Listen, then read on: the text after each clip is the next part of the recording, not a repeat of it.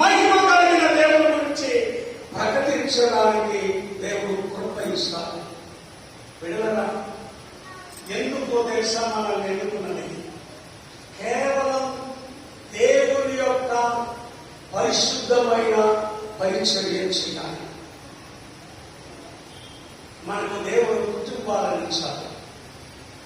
ఎంతమందికి కుమారుడు చేయగలరు? కుమారుడు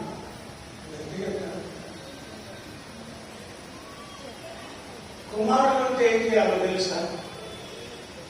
చెప్తాను జాగ్రత్తగా.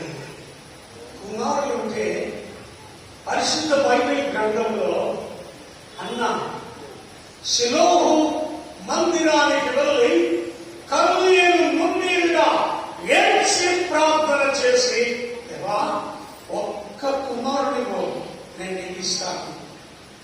అవునా? ప్రార్థన చేసింది. దేవుడు సమూయేలుని ఇచ్చాడు. ఆయన ఎంత చదువుకున్నాడు? చెప్తారు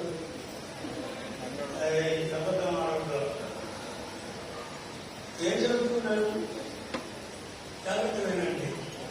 ఎవరు రాజో, ఎవరు మంత్రియో, ఎవరిని అభిషేకించాలో దేవుడు కృపని ఇచ్చి ఆశీర్వదించాలి. దేవుడు సోదరుడు చెప్పుదాం, ఎట్టి చెప్పుదాం. అవునా? ఎలిజబెత్ను దేవుడు ఆశీర్వదించాడు. కైతం కుమారుడు ఇచ్చాడు. ఆయన పేరు యోహాను. యోహాను యోర్దాను నదిలో నిలబడి సువార్తను ప్రకటిస్తుంటే యూదయ సమరయ దేశములలో ఉన్న ప్రజలందరూ వచ్చి పాపాలను ఒప్పుకొని బాప్తిసం పొందారు.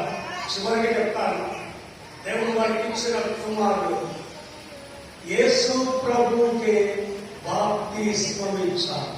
దేవుడు సోదరుడు చెప్పురా, నీ కుమారుని మా అమెరికా పంపించవాళ్ళు, ఆస్ట్రేలియా పంపించవాళ్ళు లోక భోగాలను అనుభవించే ఉద్యోగాలక్కర్లేదండి.